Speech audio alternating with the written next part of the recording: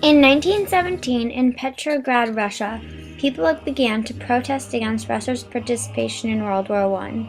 These protests began with the 150,000 participants, with this number quickly escalating as the protesters convinced others to join them.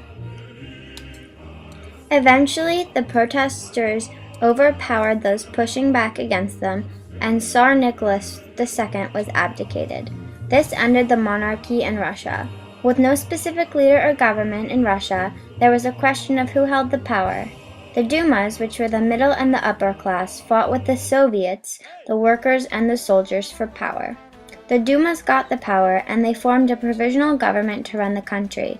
This provisional government took many steps to please the people and give them what they had been seeking from the monarchy when they revolted against it. The provisional government abolished slavery, granted amnesty to political prisoners and those in exile, and ended religious and ethnic discrimination. Although this was not what the people had hoped for, the provisional government decided to keep Russia in the war because they believed Russia should be loyal to its allies and keep fighting alongside them. In April, Vladimir Lenin was able to return to Russia from exile. He was the leader of the Bolsheviks and a very well-liked man. When Lenin arrived in Petrograd, thousands of people came to greet him and welcome him home. Lenin was against the provisional government along with the war and felt as though Russia should have yet another revolution. The country was still at war, and the provisional government had not addressed the issues plaguing the people, namely their lack of food and land. There was another revolution, and the Bolsheviks took over Russia. Lenin ruled by dictatorship. His beliefs were developed from those of Karl Marx, who is said to be the father of communism.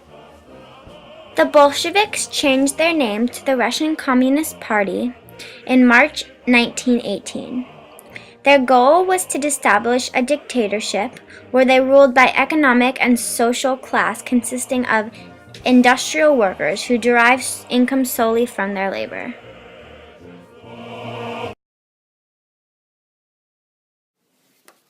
Hello, my name is Stalin, Joseph Stalin. Get ready because you're about to hear the story of the greatest dictator that ever lived. As a child, I was abused by my father. This cruel abuse left me vulnerable and wounded. I attended school for a few short years, but it just wasn't for me.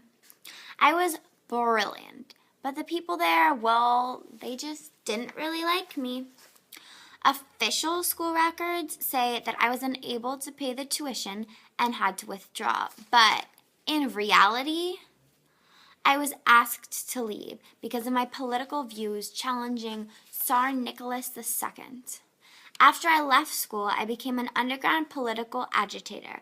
I participated in strikes and joined the Bolsheviks, led by Vladimir Lenin, who was my leader and my inspiration.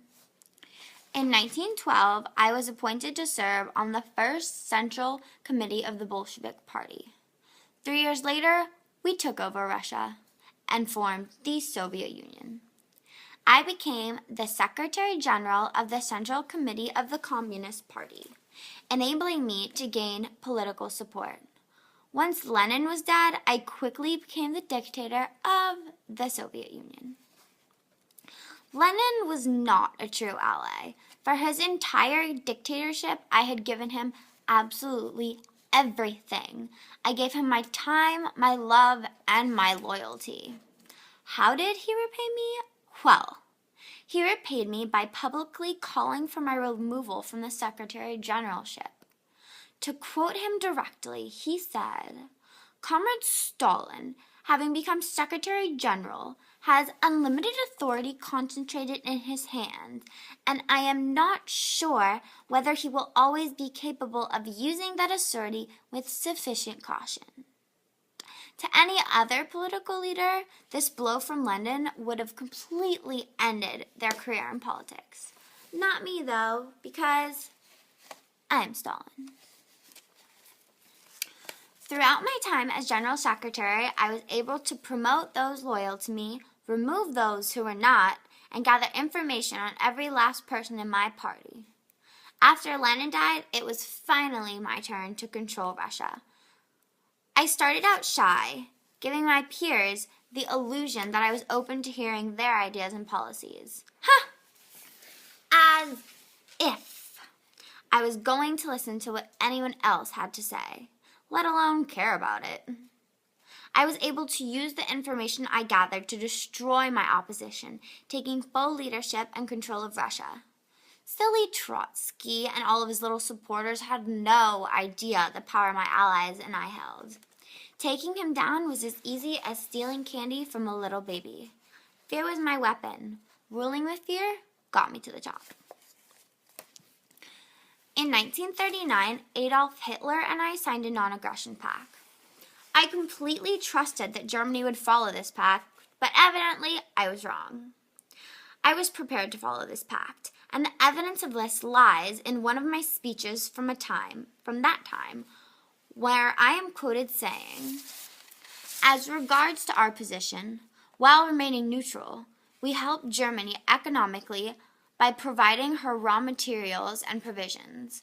But it goes without saying that our assistance should not exceed a certain limit, in order not to compromise our economic situation and not to weaken the power of our army."